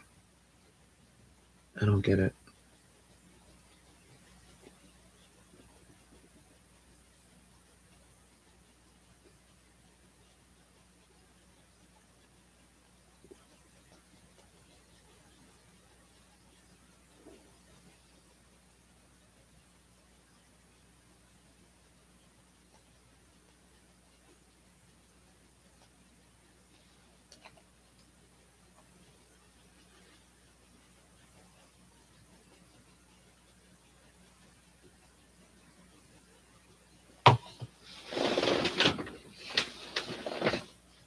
Okay, what am I doing? Out of everyone in this new millennium, Bungie was the only one who still feels human, still calls Brandon brother. He knows Harry has become a monster, and he knows the Necrolize project is an abomination. But Bungie stays. Why? Because when Brandon died in that elevator, Harry was the only one left to give Bungie a place to belong. Their duel is the fastest, most kinetic fight in the series, but the subtext is heavy with grief. Bungie is fighting to prove that his path was right, even though he knows it wasn't. And Gray finally delivers the killing blow. He isn't just killing a rival, he's burying the last person who truly looked up to him. Throughout this hunt, Grave is accompanied by Mika. She's the only source of the color in a gray world. For Grave, she's the living code. He cannot speak to her, and his undead heart cannot beat for her. His every action is a shield. The coffin on his back isn't just for his weapons. It represents the weight of the 13 years he missed. It's the weight of Maria's death, Big Daddy's fall, and the betrayal of a brother. Every step Greg takes is heavy because he's literally carrying the past toward a confrontation with the man who tried to delete it. Harry sits in his high tower, watching his empire crumble, one superior at a time. He realizes that you can kill a man, and you can bring him back as a monster. You can never kill the loyalty that man felt. The elevator is coming back down, and this time the doors are going to Let's stay see. What the final the? episode of Gungrave is titled Dusk of the Razors, which is perhaps the What, most you were on a quiet podcast for round 3 years? in history. Melanin It ends with Animated the city level Podcast. explosion or a triumphant hero standing over a defeated villain. It ends with two tired, broken men in a room, finally forced What? to look at the wreckage of their lives. You did say that you The monsters, interviewed the Quinta. superiors, they all fall away. By the time Grave reaches Harry McDowell's inner sanctum, the King of Millennium has already lost everything. His empire is a graveyard. His 4 executives are dead. His city is in ruins. Harry isn't a god anymore. He's just a man who realized too late that he can't build a home out of corpses. When the Grave finally enters the Multimedia. he pulls the trigger. Instead, the show strips away the horror and the sci-fi. For a moment, the gray skin of the necrolized monster fades, and we see Brandon heat again. And Harry, stripped of his expensive suits and his bravado, looks like the terrified orphan from the slums. They end up back in a setting that mirrors their youth. The guns are empty, the heavy metal coffin is cast aside. Harry breaks down, not out of fear of death, but out of the crushing weight of his own loneliness. He confesses the Listen to them truth. later. He's been running for Wait. 13 years. Oh, those are links. Brandon was his conscience. Wow, I'm old. Oh my god. I didn't even handle being judged by I didn't know you someone. actually had Many other stories links in the document. the moment of vengeance. But Brandon Heat was never about revenge. It was always about the coat of iron. As the authorities and rival gangs close in to finish off the fallen king, Brandon does the Well, I'm obviously going to be listening to them. One last time. He doesn't forgive Harry. Forgiveness is too Especially if simple it for means I Harry. get to hear you. But he refuses to let Harry die alone. He stays with him. They sit together as the sun sets. Two ghosts of a family that destroyed itself. Gungrave leaves us with a haunting question. Was it worth it? Harry's ambition gave him the world, but it cost him his soul. Brandon's loyalty gave him a purpose, but it cost him his life. The series ends on a profound melancholy, reminding us that time is a thief and power is a lie. The only thing that actually matters, and the only thing that survives the necrolize, is the connection we have with the people standing next to us at the gun. Gungrave is a masterpiece because it understands that the loudest sounds don't come from gunfire. They're the silences between two friends who realize they've gone way too far to ever go back home now. It's a funeral for an era, and one of the most human stories I've ever seen. Thank you guys so much for watching. When I was recording this, it was daytime. So it got dark. I'm sorry. Another long, very difficult My project energy gone. bad Similar to and my unhealed, and my Doctor voice is Flag different. episode where I completely covered My that voice is series different. where I strongly encourage you to go check that out because Dark and Black and Gungrave are both fine. Sounds like up to your speed, huh? Yeah, you should go check that out. And you should also subscribe and like this God, video. I feel my stomach twisting. A bunch. Thank you. I'll see you in the next one. Okay, I have to take a sneak peek. I can't help myself.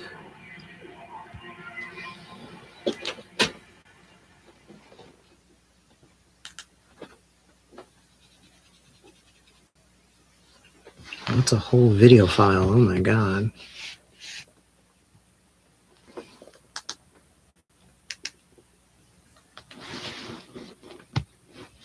As an ex,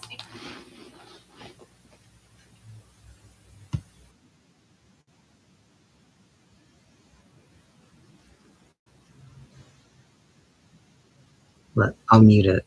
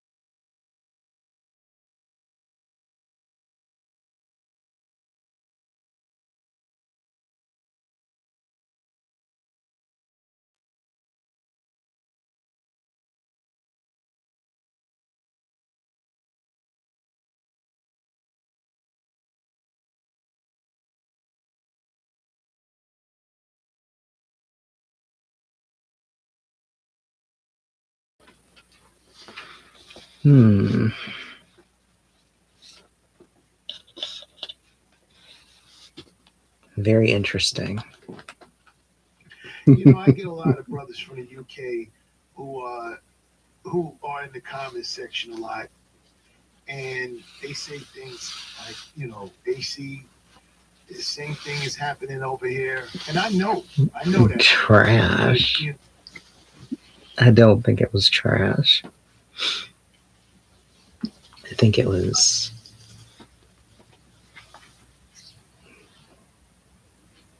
It had a lot of youthful energy.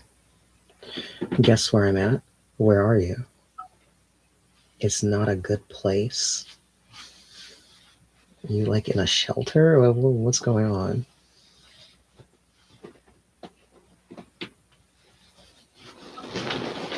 Hospital? Why? Wait, how are you on this website at a hospital? Do you just have like a laptop? Oh no, wait, you're on your phone. Hey, is everything okay?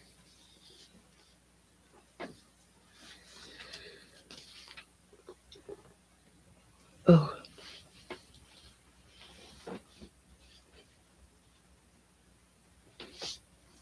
What's going on?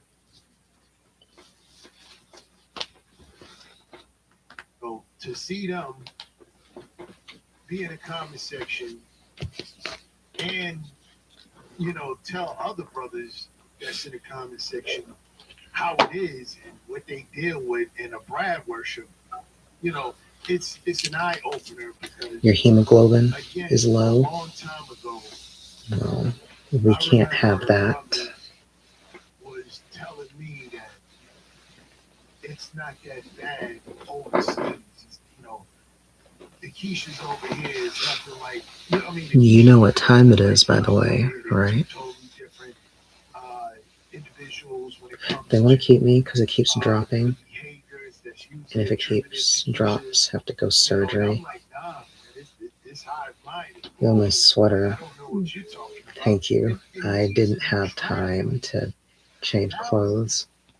Thousands of miles for the same I will be listening to more of your podcast that she has an accent. off the air. This one right here is from London, right? She's from London, and So you stay out of trouble. look what she went through. How about me? I am very good. Just very active. Always have stuff to do.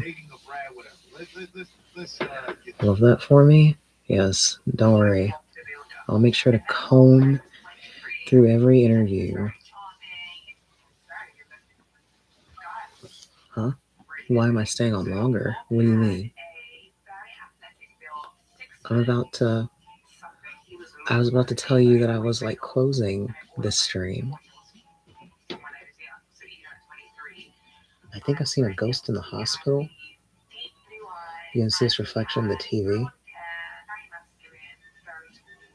I'd very much like to see that. I'm telling you, man. Yes, please send it to me. I'm telling you, man. You be leaving so quick. What do you mean? I always. Well, I am consistently leaving at the same time now.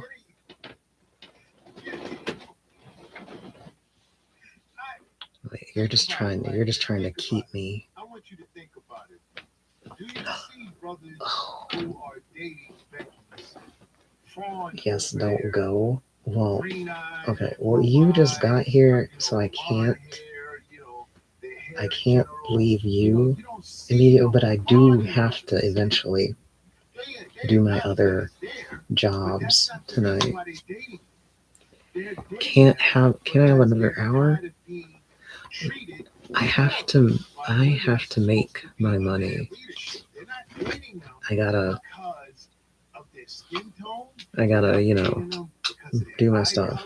Because right now I have so much to do every night because I'm also like getting in workouts, but it's taking so long that I literally don't sleep until 7:30 every single night right now.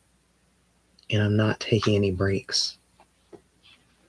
It's because I'm setting up a lot of stuff. Like I'm trying to set up more and more jobs, and it's very annoying.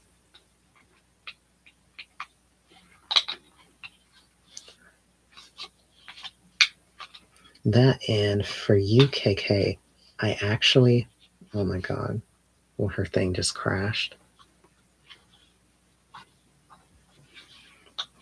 And actually, for you, KK,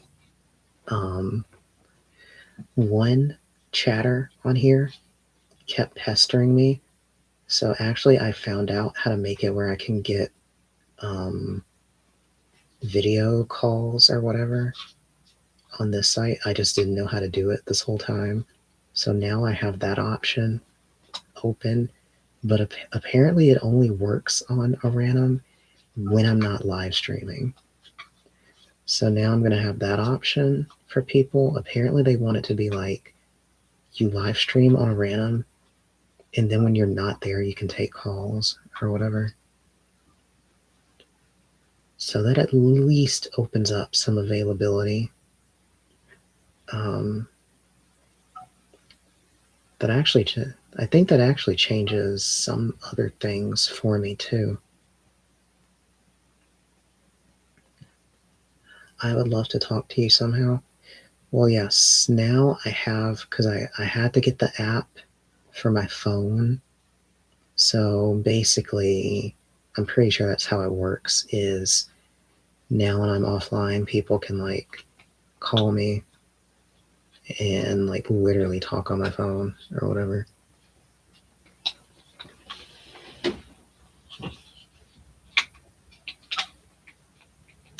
Let them call you. Let me call you. Yeah. So it would be literally just like ringing my phone, which I'm up all the time.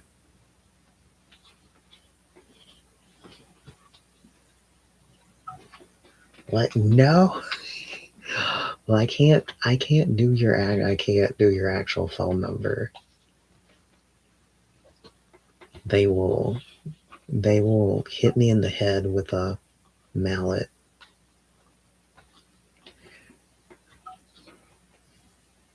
It's a code for something. I'll make sure to tell them that.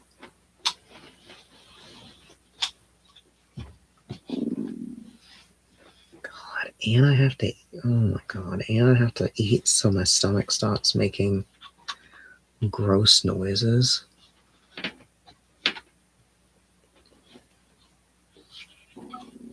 Ugh. Oh God, KK, you need to worry about your hemoglobin. I don't need you getting worse.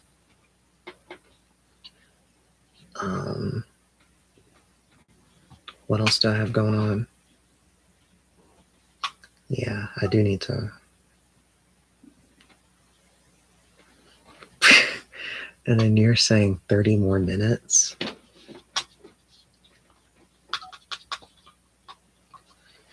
So I can investigate it. You will have to send it through the proper channels.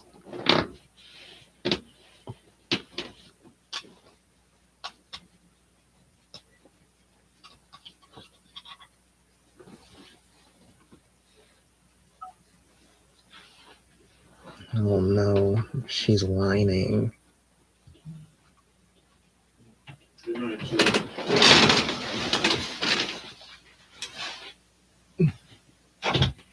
Good night, you know what your mom to your grandma and mom. I'll be here with her. Yeah, make sure your mama cut it off the heat, fire, whatever she had on there. Oh.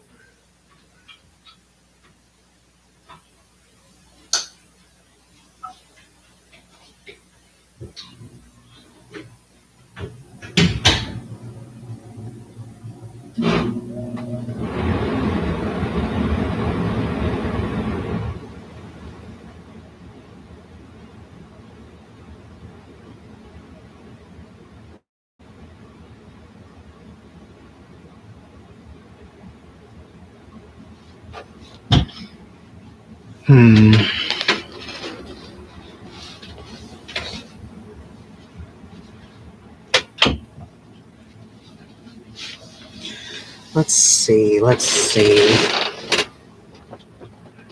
30 more minutes? What time is it? Okay, it's 10:39. Oh my God, no.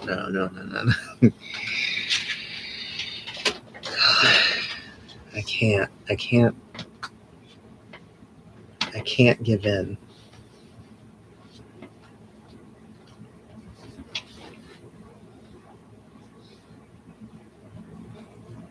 But of course I'll be here tomorrow. You know, my usual times. I would like it if you focus on getting out of the hospital. That's extra money. What? From where? Because I gotta Besides, I also do need to make my meal, maybe take a micro sleep, and blah, blah, blah, do some other stuff I can't talk about.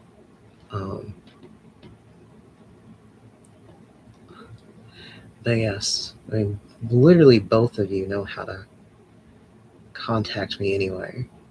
So I don't even know why we're having this discussion. Why am I even entertaining this? Okay. Good night. I will see you tomorrow, like usual.